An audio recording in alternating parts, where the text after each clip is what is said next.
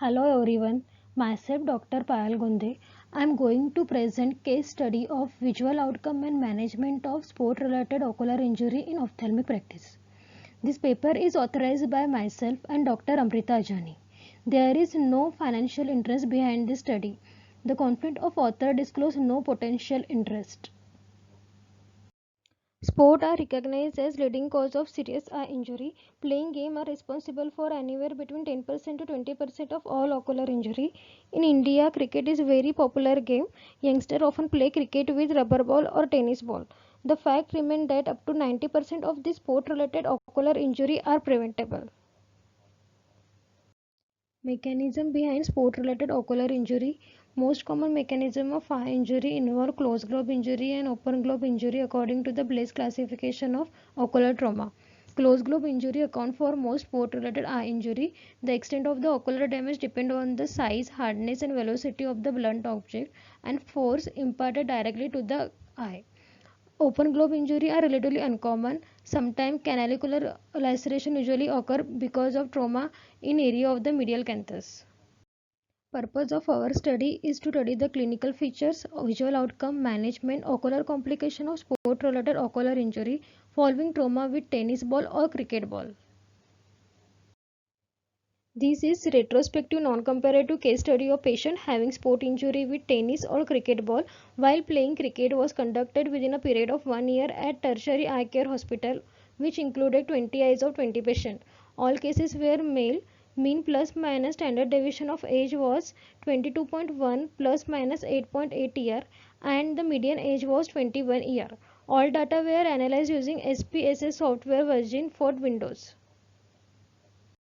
This is result of our study. Cases presented with variety of clinical finding along with diminution of vision. We found that subconjunctival hemorrhage is most common finding followed by hyphema, traumatic iridocyclitis, epithelial defect. Vision threatening finding in decreasing order of frequency were Berlin's edema, vitreous hemorrhage, retinal detachment, traumatic cataract, lower lid canalicular tear, choroidal rupture and angle recession. We had 6 patients with poor vision, 8 patients with moderate vision, and 6 patients with good vision. Out of the 6 patients presented with poor vision, 3 remain as such and 3 improved to moderate. Out of the 8 patients presented with moderate vision, 5 improved to good vision. All 6 cases that presented with good vision were maintained as such. Out of the 20 patients, 16 patients presented to us within 48 hours of the injury and 4 patients presented between second and 7-day period. We found that no significant difference in final visual outcome in group presented within 48 hours and presented between second and 7-day period. Our study showed that involvement of posterior segment lead to poor vision at presentation. These conditions include choroidal rupture, retinal detachment, vitreous hemorrhage and Berlin's edema. Majority of the cases required medical management.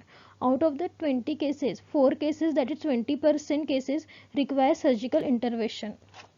Among surgically treated cases, vision got improved only in 1 case and rest 3 cases vision remained the same. Now we move to the discussion part of our study. Eye injury due to the tennis ball while playing cricket is found to be very common in India. Here are 4 articles related to ocular injury by various sports. First one is retrospective study done by Aliman et al. In 2009 show that hyphema was the most common ocular finding. Second one is Park et al. Show that golf related ocular injury were reported resulting in poor prognosis and required surgical intervention in all cases.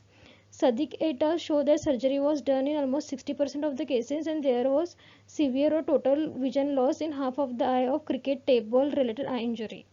Also, S.G. Jason et al. Show that perforating ocular injury and rupture globe were reported resulting in endophthalmitis and increased risk of the blindness. In our study, out of the 20 cases, majority of cases had blurring of vision. No cases of globe rupture or endophthalmitis were recorded. Only 4 cases, that is 20%, require surgical intervention.